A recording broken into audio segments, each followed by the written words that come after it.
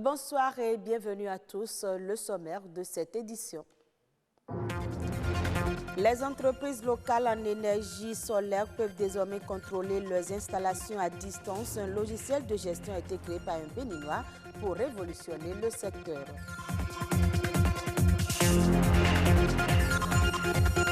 La Chambre de commerce et d'industrie du Bénin dispose d'un nouveau membre pour les 5 prochaines années, composé de 5 membres. Le nouveau bureau est dirigé par Arnold Akakbo.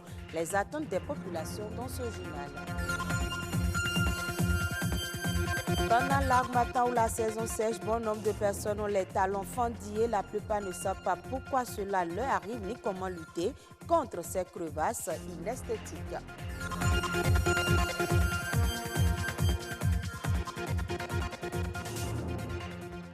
Merci de votre fidélité. Plus besoin pour les entreprises locales en énergie solaire de se déplacer pour contrôler leurs installations. Un logiciel de gestion à distance conçu par un spécialiste béninois a été présenté aux professionnels du secteur. Ce contrôleur de charge intelligent va non seulement révolutionner le système de gestion des entreprises, mais aussi des ménages. Omolade Soni et Olivier Akplakou nous font découvrir cette innovation à travers ce reportage. Plusieurs secteurs et entreprises se digitalisent de plus en plus et le secteur de l'énergie n'échappe pas à cette révolution.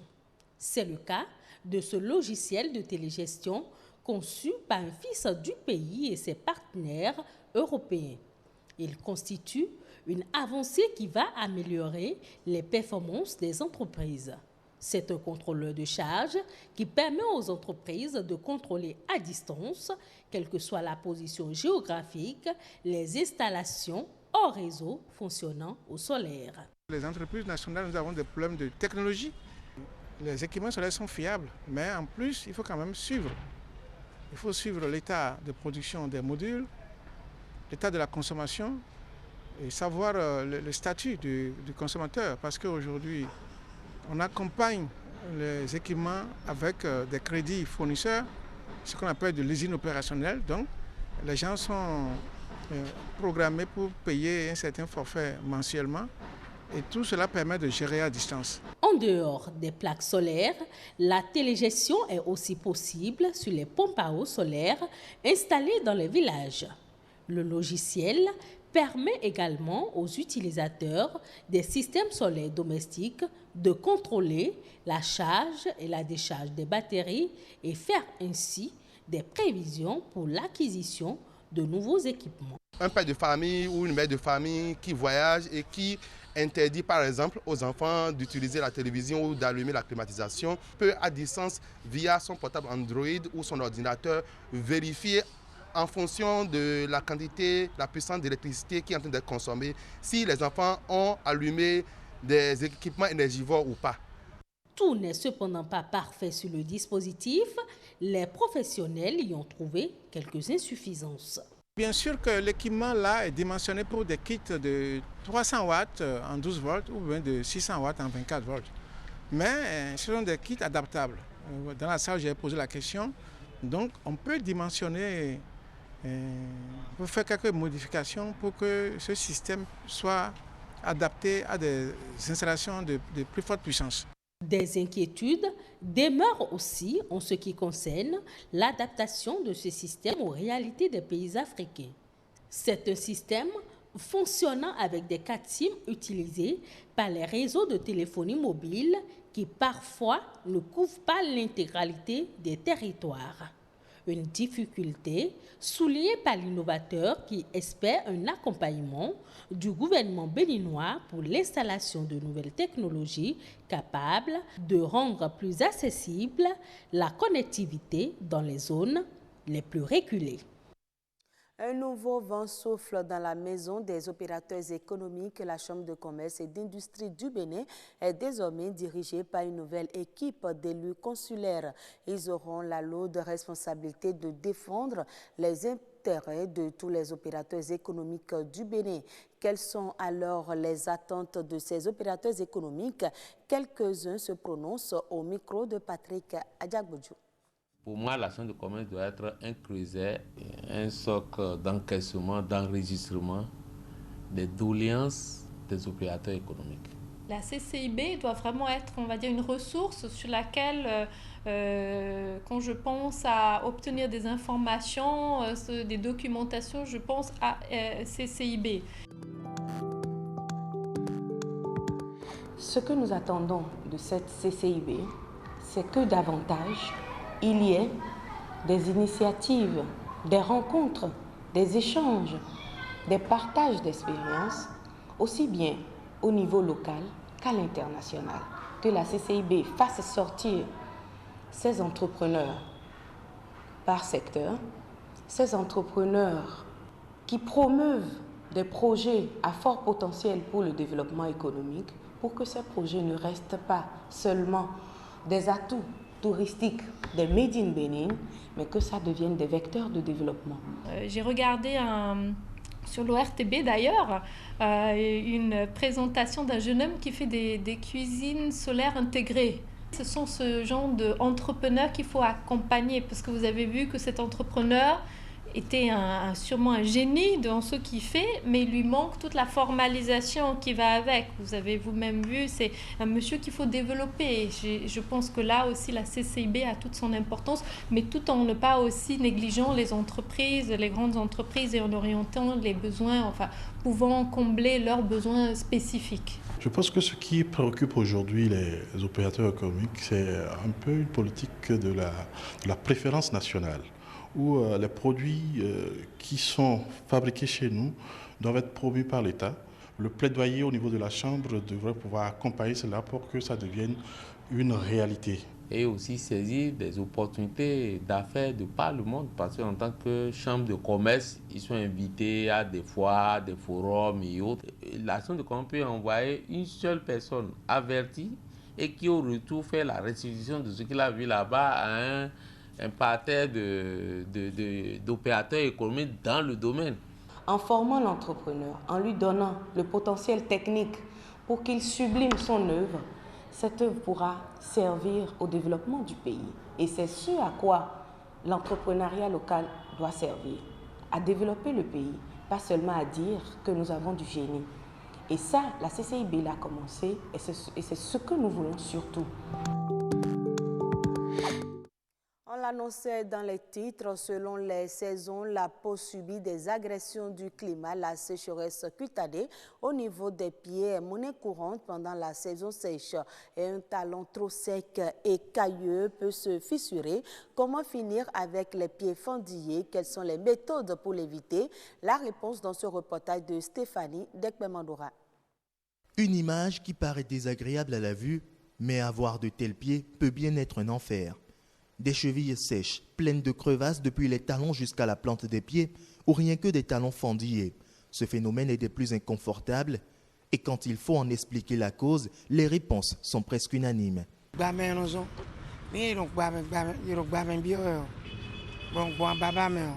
Lorsqu'on patauge fréquemment dans la boue, cela peut provoquer le fendillement des pieds, mais c'est surtout l'harmattan qui en est la cause. C'est souvent en période d'harmattan que les pieds des gens se fendillent.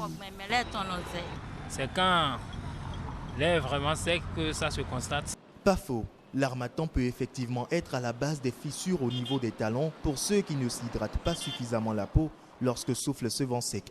Pourtant, bien d'autres raisons expliquent l'apparition de crevasses aux pieds. Vous avez des familles dans lesquelles les gens font de l'asthme, de la rhinite, de la sinusite, de la conjonctivite allergique. Et dans cette famille, vous avez au niveau donc de la peau donc une enzyme qui est déficitaire que l'on appelle la filagrine. Cette filagrine étant déficitaire ou absente, la personne va à la douche, mais la quantité d'eau aspirée par la peau est tellement faible que 5 minutes après, cette personne devient toute sèche.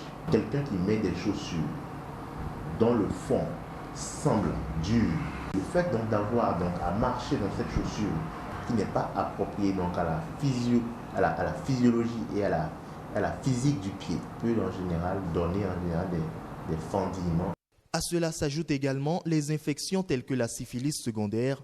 Heureusement, souffrir de ce mal n'est pas une fin en soi. Dans les salons d'esthétique, on sait comment s'y prendre dans de tels cas.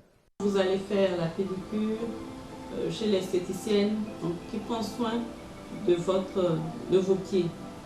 Elle va procéder à quelques soins, ça veut dire quoi? Elle va d'abord tremper vos pieds dans de l'eau chaude, dans de l'eau tiède et mettre avec quelques produits et frotter avec la pierre ponce.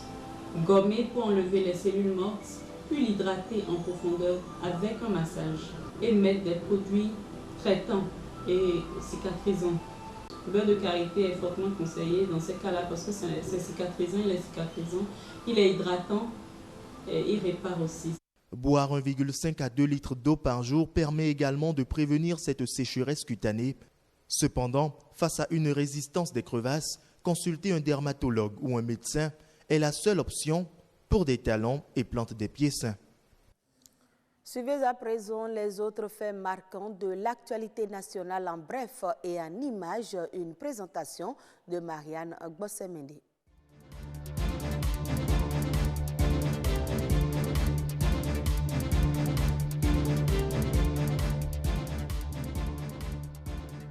Le gouvernement a procédé la semaine dernière à la mise en service des ouvrages d'extension du réseau d'eau potable de la SONEB dans les localités de Djegbadji et de Roakpedaro dans la commune de Ouida et à l'inauguration des infrastructures de la phase 1 du projet de renforcement du système d'alimentation en eau potable des villes d'Abomey et Boycon. Évalués à 27 457 millions de francs CFA, ces ouvrages vont permettre d'augmenter la capacité de production existante de la SONEB. Elles permettront également d'augmenter sensiblement le linéaire de réseau de distribution d'eau de la SONEB qui passe désormais à 525 km et d'assurer une amélioration substantielle de la desserte en eau potable des villes du projet et de leurs environs. Les travaux d'aménagement et de construction de la route Ouadon-Adjara, Médé-Djonou-Porto-Novo et Sebretel ont été lancés fin semaine dernière par le ministre des Infrastructures et des Transports, Hervé Khechome. Évalué à plus de 36 milliards de francs CFA, toutes taxes comprises, l'infrastructure routière fait un linéaire total de 18 km 500. Une route complètement en terre qui sera bitumée et aménagée avec une chaussée bidirectionnelle revêtue de 7,20 m de largeur et composée de 2 voies de 3,60 m de large. La réalisation de ce projet vise à doter les départements de l'Ouémé et du Plateau d'un réseau routier structurant et un système d'assainissement adéquat. Les travaux sont prévus pour durer 3 ans. La zone des 3A à Kromisirete, à Vrankou et à Djara bénéficie désormais de maternités de haut standing entièrement équipées aux normes internationales. À Vrankou, la maternité est composée d'un bloc administratif rénové, d'une cuisine, d'une buanderie, d'un bloc administratif et d'une douche. Le centre de santé d'Adjara, quant à lui, en plus des caractéristiques techniques des autres maternités, bénéficie de la réhabilitation de son ancienne maternité et de 2 paillotes pour les vaccinations. Ces ouvrages visent à terme la réduction du taux de mortalité maternelle et néonatale dans la zone des 3A. Elles entrent dans le cadre du projet initié par la Société béninoise de pédiatrie, Sobéped, et financé par la Fondation Claudine Talon.